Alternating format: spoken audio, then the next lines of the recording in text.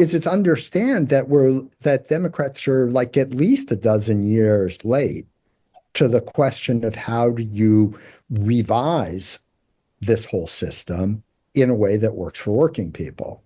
And that's more, I mean, not, I don't want anyone to hear me think I'm against what I'm about to say, but it's more than let's like have a little more money in childcare credits because that makes a huge individual difference, but it's not removing the totalist precarity that I'm talking about, right? Yeah. But Democrats won't even talk about that, right? Any of this, what I just said.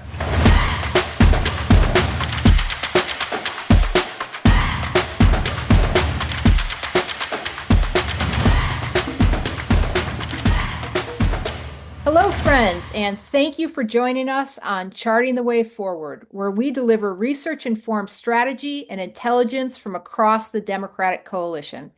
This is our 2025 kickoff, and, well, there's a lot going on, so welcome in. I'm your host today, Kerry Eleveld, and my partners in crime today are Jennifer Fernandez Ancona. I'm co-founder and CSO at Way to Win. And I'm Mike Podhorzer, political director of the AFL-CIO, now write a Substack weekend reading. Yeah, it's a real treat for us to have Michael here today. He has a wealth of political experience. As I just told him, I'm a longtime listener and fan of his, and his Substack weekend reading is a must read for anyone who craves deeper understanding of today's political landscape. So thank you for joining us. Thank you. Before we get started today with Mike, Jennifer and I wanted to briefly lay out what we are hoping to do with this podcast going forward in 2025, how it will differ from other political podcasts. The main thing is we won't be covering all the news of the day or the week or the hour or whatever, nor will we be handicapping how news plays for the parties, right? How that news of the day plays for the parties. Instead, we are aiming to have a more strategic conversation. And that conversation should fall into one of these three categories.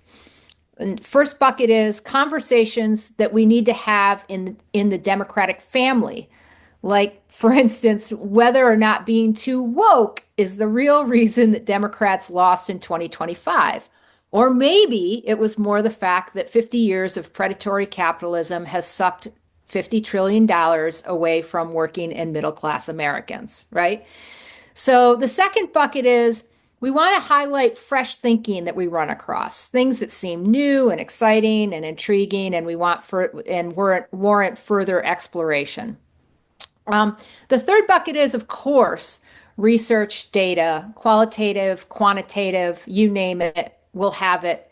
If you are craving daily Trump freakouts and rage listening, you will be able to get that on a million other podcasts. That's not what we're trying to do here. So, with that, today's podcast falls into the conversations we need to have as a Democratic family bucket. And Jen, why don't you tell our listeners a little bit about why we felt it was important to have Mike on today? Yeah, so in the postmortem of a lot of these recent elections, we are seeing that people are still learning the wrong lessons. So not only what happened and why in 2024, but even going back to what happened in 2020. And it's affecting how people make decisions now about governing, about how to act in opposition to Trump and his oligarch takeover, and about what kind of candidate should be our next standard bearer in 2028. So it's a live debate in a kind of contested territory, but it's not an abstract fight. It pertains to the exact strategy that we're going to lock into as a party. So we felt it was important for us to begin adding more of the perspective from our side of the family to this conversation. Right. So with that, as we mentioned, Michael wrote a particularly illuminating post-election piece on his Substack titled How Trump quote unquote won, right? And explaining that the outcome of the election, why it came to be. And what still haunts me from it is Mike's estimate that about 19 million Americans who cast ballots for Joe Biden in 2020 did not vote in 2024. Okay, just let that sink in. 19 million Americans. So certainly I'm not the only person who has been haunted by that number, and the question of why voters stayed home has fueled a rather lively debate. But before we get to that debate, Mike, what is the number one lesson you want people to take away from your piece so that Democrats don't find themselves in this unenviable position again?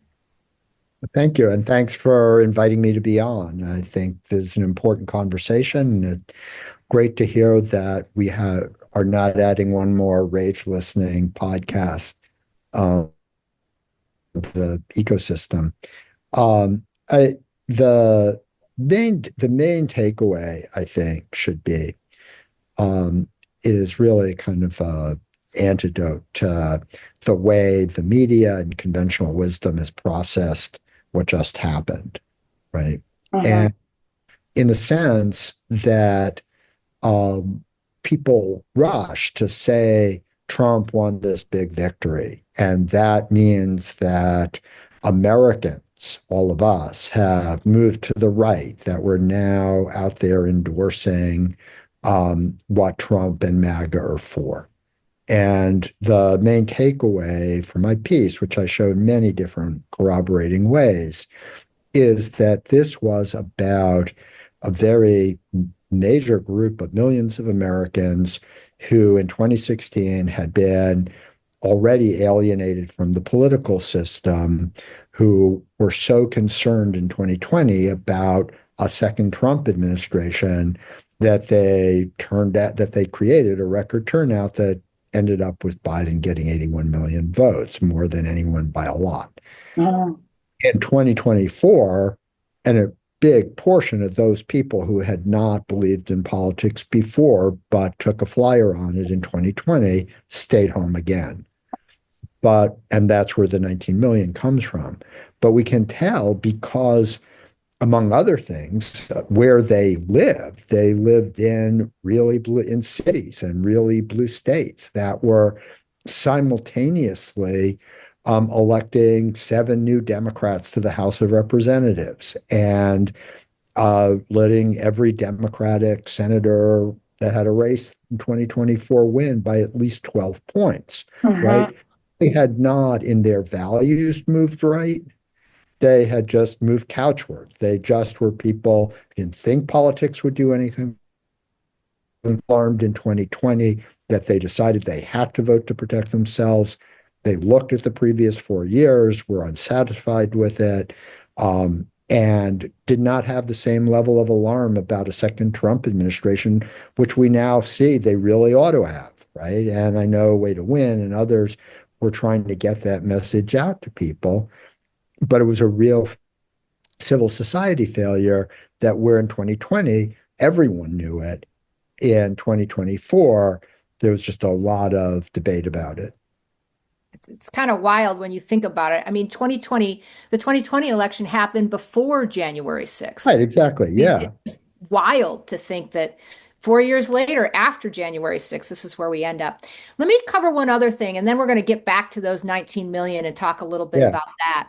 But you spent a lot of time in the piece explaining something that I think was pretty revelatory, which seems, when you think about it, like it makes a lot of sense. But I was like, no one ever talks about this. And it was this difference between what you talked about as when you're analyzing an election, looking at it from a quote unquote flatland perspective versus looking at it from a 3D land perspective. Can you talk a little bit about that and how by looking at it through the 3D lens, you come to different conclusions about what happened in an election? Sure. And hopefully people will go to the piece because there are a lot of nice pictures for that. To Yes, really. The bar graphs help. The bar graphs help in that, and we're going to try and do it without the bar graphs. But I definitely encourage people to look at the piece. I don't even know, like, if I can do shadow puppets for it, but here's the basic idea, right? The only way, as news consumers, as people following all of this, we ever hear election results, or they're like 55-45, right? And what we never hear about is the third number, which is what percentage didn't vote, right? Mhm. But that is a real problem because we have a political system where you actually have three choices. You can vote for the Democrat, you can vote for the Republican, or you can stay home, which I include voting for third party just for simplicity, but because really it's only the two parties. So you got three choices. You vote for the Democrat, Republican, or you don't vote for one of them, right? But we have a system of talking about elections where you can only do one or the other, right? Mhm. So if you imagine, that Rubens vase optical illusion where you're looking and you can't tell whether it's two lovers or a vase, Mhm. right? Right. That's what life in Flatland is like, right? In 3D land, you'd actually see which it is, right? Because it would have shape, right? It'd have a third, you would know like one way or the other, no mystery. But because you only have like the 98, you can see in it whatever you want, right? And what that means is that you can have these sort of endless, irresolvable debates that really map to an ideological question, right? Which is, did Trump win because he's now so more popular? Like the country moved 6.5 points to the right? Or was it that Democrats suck and they like whatever, right? But there's no way looking at that phase to know which it is, right? Right. Um, but when you stand back and do something that we actually routinely do when we're not thinking about it in terms of elections, is see how many people actually voted for each and how did that change, right? Right. And right, like that's just like how we would normally process something like this, right? And what we more or less saw was that barely more people voted for Trump than had voted for him 4 years earlier. And that was barely keeping up with the change in the number of people who are eligible to. Yeah. Um, and many fewer people voted for Harris than voted for Biden, right? Right. And so at that point, right, you're in 3D land, and there's not like it's just arithmetic. You can see clearly, right, that it was people not wanting to vote for Democrats, right? It wasn't people saying, wow, we need Trump to get out of this, whatever the problem you think the country's in, right? And as I Yeah. say, it's forced, like you can have an idea of it being sort of why it happened because of where it happened. As I was saying at the beginning, right? It was happening in the most democratic places in the country, right? In the places that over the last decade have been making it easier to vote, have been increasing the minimum wage, have been reinforcing abortion rights, have been doing all the progressive things were the places that in Flatland it looked like Trump made his greatest quote gains. But it is a rhetorical decision to call them gains. And that's the main point of the piece is that if you actually like look at it that way, then you can see clearly what just happened, right? Yeah, I love it. It's so important, and hopefully, it will start to become more of the norm of how people talk about this because it is clearly harming us the other way. So, thank you for that. So, I wanted to switch gears a little bit. We'll just talk more about that 19 million Biden voters who stayed home, and this has been kind of part of the debate that sparked. There was this entire counterpiece written by Vox's Eric Levitz with the very salacious headline saying that your entire explanation for the election results was wrong.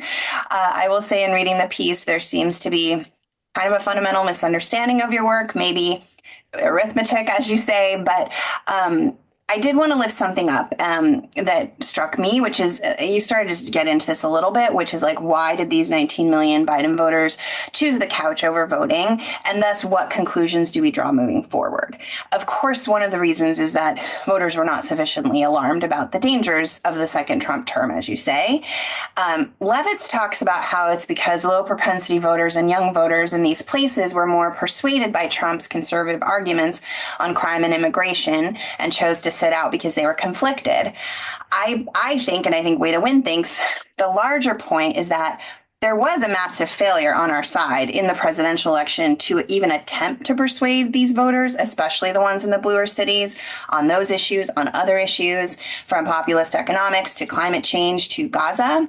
So it's like the whole truth of why these voters sat out is an empirical question, beyond what you've already shared based on the data you've looked at. And we want to look into this. And I know you and Nanat and your team is digging into that as well. So it doesn't seem that useful to debate that when we can just find out by talking more to these particular voters. So I just wanted to say that. But in the meantime, and you feel free to add anything to that if you want. But in the meantime, I just want to ask you why you think Levitz and a lot of people are sending that piece around like, haha, look at here, it was wrong. Why do you think they're so thirsty for your analysis to be wrong? Like, why do you think it's so important for some factions of the party to disprove your theory of the case? Sure. So I think the reason, beyond it just being correct, is that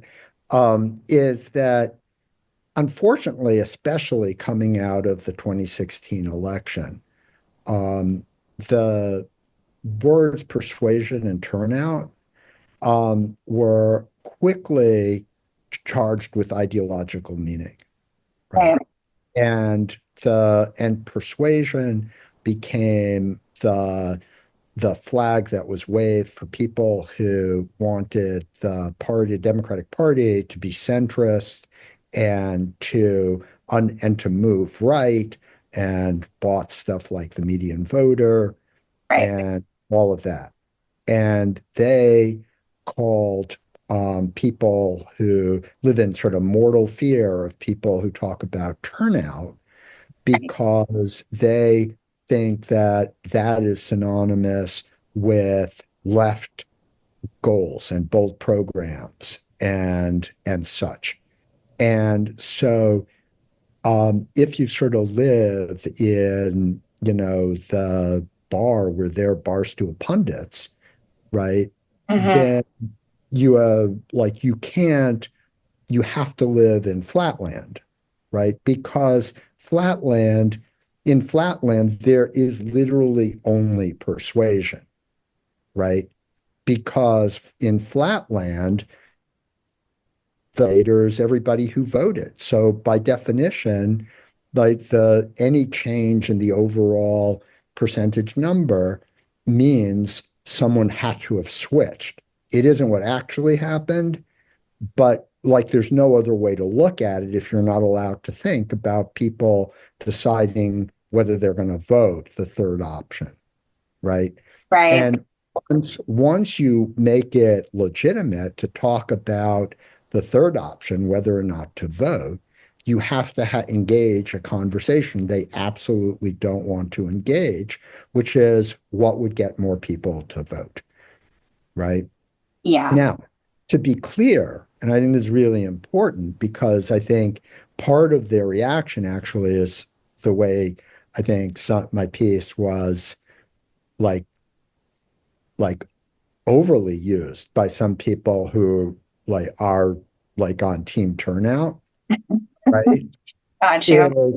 Is that in no way was I saying that recommending if only Democrats had been for the Green New Deal or something, nothing would have, right? There's a difference between being intellectually honest and acknowledging that who votes is as important a question as who people who always vote for, and saying that there's only one, it means one side of this debate wins and the other side loses, right? And that's the problem, right? Because the way election dynamics actually work. And I think this is where everybody's handicapped in terms of talking about how to think strategically about elections, sort of on both sides when we become ideological about it, is that there are about 90 or 100 million people in this country who will vote in every election every 4 years, regardless of what's at stake. Like they have become socialized in their responsibility to go vote. And if you ignore, quote, persuasion for those 100 million people, you're going to pay a price, right? Because they are going to show up, right? And the problem is that in the kind of simulacrum that they want, that the Levitzes et al. Want you to believe those are the only voters who matter. Right. Right. Right. Right. But we had about 157 million people vote this time. And that's out of another like 140 million people who could have voted. Right. So only a little more than a third of them did vote. It matters which ones of them showed up. Right. And that's the area that's taboo for them. Right. And that's why they're like hand wavy. Right. And the funny thing about the Levitz piece, if you go below the title, is it's actually agreeing with a ton of stuff I said. For sure.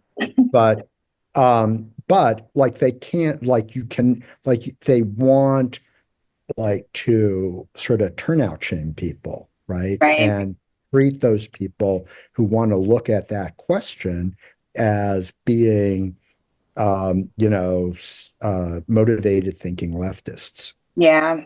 And that is just so helpful. Thank you. Because I mean, I think I speak for us at Way to Win, where we are not coming at it from an ideological standpoint. We are coming at it from a winning standpoint. And it just feels very clear to us that we need all of these voters in this, really fragile coalition to win. Clearly, we did it in 2020 and then we didn't in 24. And we are very aware from all the deep listening that we've done to voters, as I know you are too. These voters who sat out are ideologically complex. You can't say that they're just, super leftist, or you can't say they're super conservative. They hold multiple viewpoints. They tend to be more cynical. It's harder to get them out. But that's sort of the failure of this persuasion mobilization model, and why we've tried to break that up and say, actually, turnout requires persuasion. If these are voters who should be in our universe that we could have won had they showed up like they did in 2020, then we have to think about how we speak to them. That's a little bit beyond just telling them where the voting booth is and telling them to go vote, because it's bouncing off at this point. We have to go beyond that and tell them why it's important, but like on the issues that they care about, make a case for why Democrats are the better choice. That's what I mean by persuasion. And I think that some of us feel like alone in the wilderness saying this, but it feels so obvious to me. So I just appreciate that you were able to tease that out. If I could add one more thing,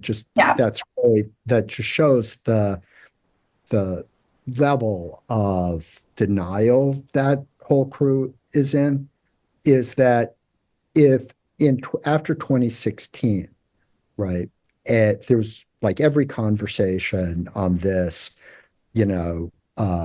persuasion versus turnout question, right? The attack on people on the turnout question, who said like turnout is going to matter, were basically seen as fabulists, and like there's this imaginary group of people who are suddenly going to come out and vote, ha ha ha, right? In fact, in 2020, and this is like corroborated across the exit polls, the Pew validated voter survey, the Catalyst survey, all of that in 2016, Clinton won by about 2 points.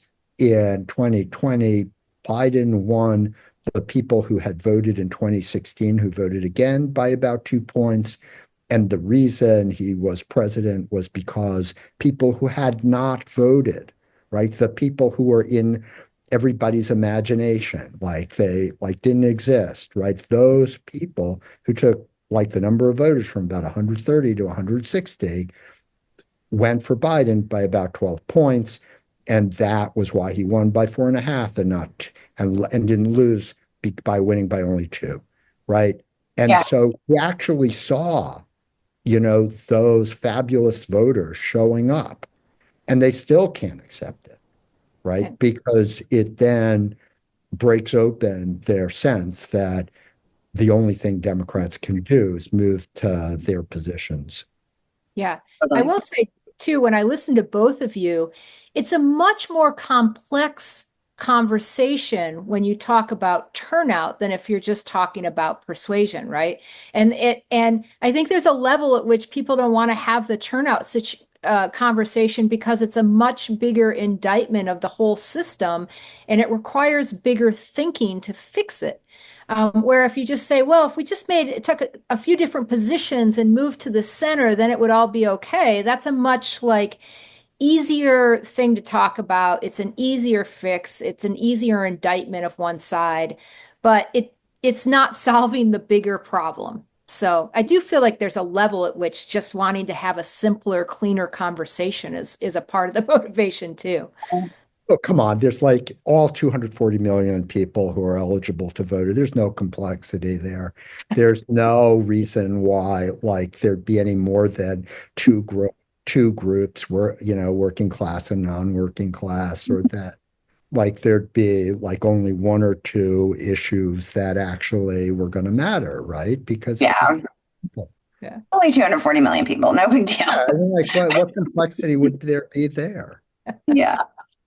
Okay, so I'm going to quote a little bit from the closing of Mike's piece, and then flag you with a question. So he says, when Flatland analysts argue that America, quote, moved right, the prescription tends to be that Democrats should also move right, or at least play nice with Trump to avoid alienating the Americans who supposedly granted him a decisive mandate. But that diagnosis completely misses the life-threatening illness America is really struggling with: a billionaire captured system that doesn't work for most people, and justifiable disaffection and anger at the system. Americans are fed up, and people are perpetually in the mood to throw the bums out, whoever the bums in charge are. But with only two parties to realistically choose from, plus a democratically illegitimate electoral college that makes most Americans' presidential votes all but irrelevant, all of these change elections, quote unquote, add up to little more than a seesaw that most Americans don't want to ride in the first place. So I think that's a very good summary of where we are, as dark as it is. But Mike, I want to ask you, what's your sense for how we get off this seesaw, if you think we can, and what role do you think groups like Way to Win could play in that? Sure. I think that we can't, it obviously won't be easy. Yeah. But I think that you can't get off the seesaw until you acknowledge there's a seesaw. And what problem that one of the some people characterize as a challenge, but one of the fundamental problems that Harris had, right, was trying to defend those institutions. And that's what the Democratic Party has consistently done, right? And in the absence of someone more palatable than Trump, it would have been a wipeout, right? This is a country that was almost 3-1 wrong track. Right, incumbent parties get wiped out. They don't lose by 1.5 points. Yeah, right. The challenge, and this is a little bit extended, but is that when everybody wants change, and one party is saying we're going to burn it down and take away all your freedoms, and the other is saying we're going to fight that dragon for you because we have to defend these great institutions, right? That is a recipe for people just throwing up their arms and not wanting to do anything. Right. Not good. And it's especially a problem because of how out of touch it is with younger people and relatively younger people. And I don't know the profile of people who are going to be listening to this, but hopefully this will resonate on one or the other side of the divide.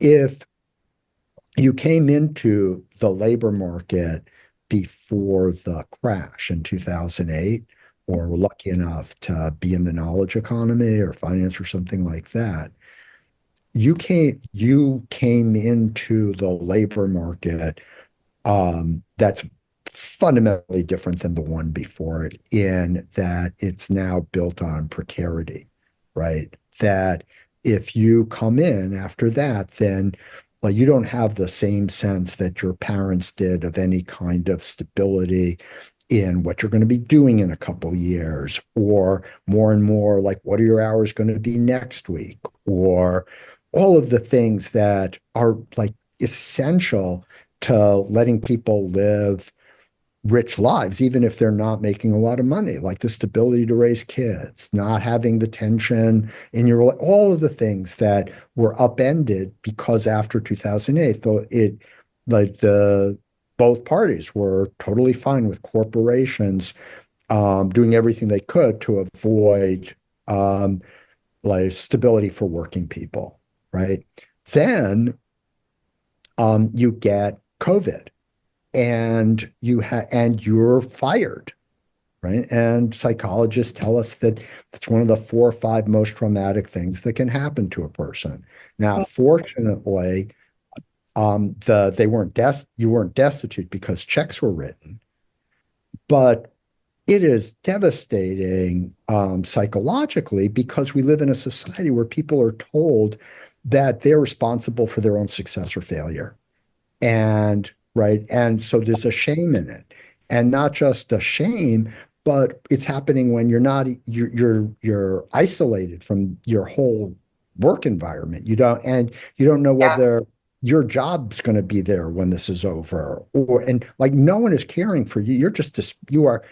You're seeing nakedly what capitalism is, that you are invisible to, like, you don't matter, right? So you're starting off from a precarious place. You see that you don't matter.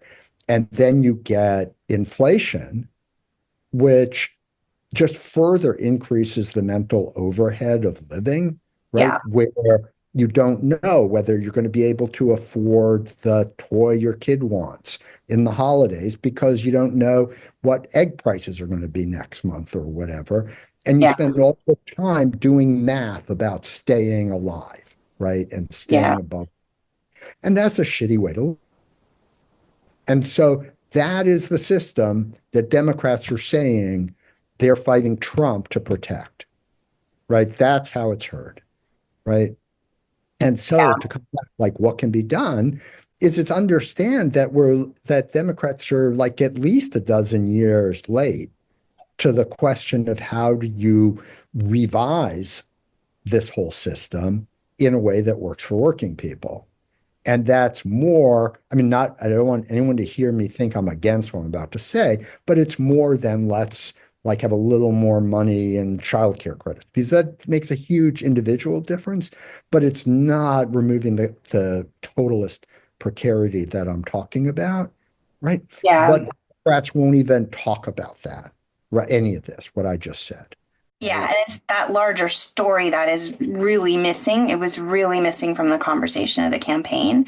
And like you said, the inflation was it just exposed the precarity of that system that has already been precarious for, Right. decades. So people got used to not being able to afford college or housing, but now they Right. can afford eggs, and that is Right. what drove it over the edge. Yeah. Yeah. And so I think that for a way to win for anybody who is active in civil society, it's the first step is really acknowledging all that, right? Yeah. And acknowledging the legitimacy, right? And I think there's this is sort of which is that is sort of topic A almost everywhere, which is what do Democrats need to do to win back the working class? Yeah. And like it's like kind of a lazy question, so I don't want everybody to think I'm dissing them. But if you are asking that question, right, you are asking a question that acknowledges that you are not on sort of the progressive side, but on the Democratic Party side, Hmm. right? You're a progressive, the question should be how can working people have more power in the Democratic Party, Hmm. right? Yeah, real power. Right. No, that's right. Right. It's Yeah, like it isn't how do Democrats figure out a better marketing campaign to working people? right. It's like, how do we give Right. people a seat at the table? Right, exactly. Right.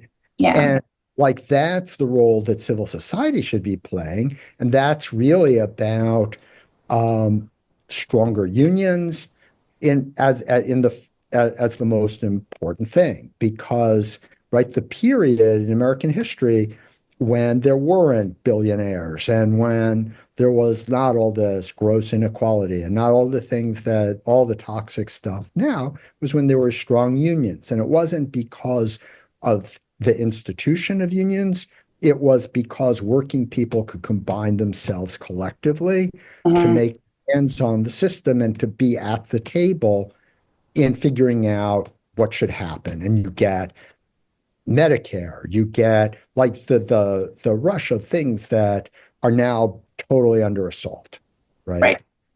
The Great But Society. Yeah. yeah, but you have to like keep working people away from the table to dismantle all of that. Yeah. Thank you. So we're almost out of time, but I want to throw in one last question because it does seem like disarray might not be even enough to capture what's going on in the Democratic Party right now. I used to hate that whole Democrats in disarray, but I would say that like here we are. So um, from a political veteran standpoint, given what we're seeing at the moment, how do you feel this moment compares to past Democratic Party or Democratic family debates, not party, but family debates? Or does it really stand out to you as uniquely different? I don't, I mean, certainly not since like 1976, right? I mean, in the sense that when Democrats lose, the problem is people of color and the left, That's right? just been the answer since 1976. Right. Yeah. And pretty much it's like this, just like like eternal return. Right, that's just it's coming, right? And but it's sort of typical. It isn't just remember, it's not just the Democratic Party that it's a Democratic Party syndrome. It's sort of a America syndrome, right? It's like what I sometimes call um, the Overton accordion, Mhm. um, which is that you get something like George Floyd or something that in a moment everybody realizes is horrible and intolerable. And so like suddenly it looks like possibly like there's going to be positive change, right? And then like it turns out that that kind of change is hard in America, right? Because there are an awful lot of people who actually didn't agree that it was so bad and certainly weren't willing or were going to fight against efforts for whatever reform you're putting forward. And Mhm. then all those people who were in a sort of genuine way appalled and wanted that to change, right? It's just too exhausting, right? And at that point, psychologically, you can't say, well, I'm really not that morally committed a person.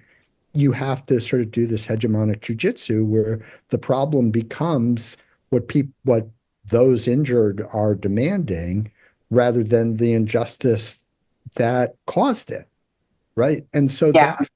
that is the playbook, and it applies in the Democratic Party and beyond it.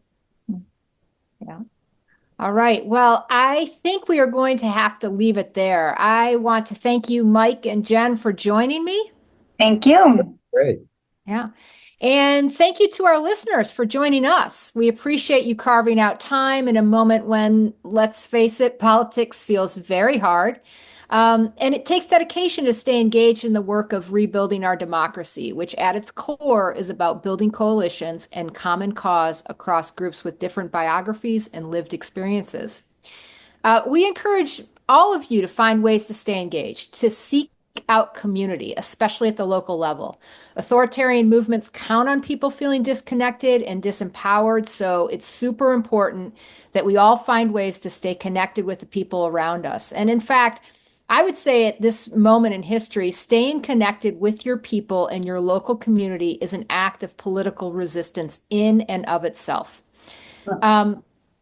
We are trying to do something a little different here, as we noted up front on charting the way forward, than a little different from most other political podcasts.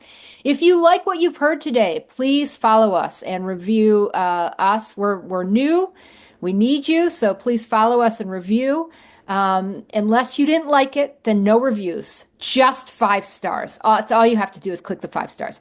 Or even Also, if you didn't like it, if you appreciated it. yeah, if you appreciated it, you may not like what you heard. You appreciated the conversation. It was deep and intellectual and inspiring and just, gets in your craw and you had to think about it further. So yes, thank you. And look for us. We've got Way to Win on Blue Sky. That's our social media home. We encourage you to join us there. Check out our Substack. It's called Charting the Way Forward. And please sign up for it. And, also we're trying to do this weekly, this podcast with episodes dropping usually every Thursday. So until next week, do good, be well, and be kind. Thank you. Thanks. Bye, everyone. Thank you.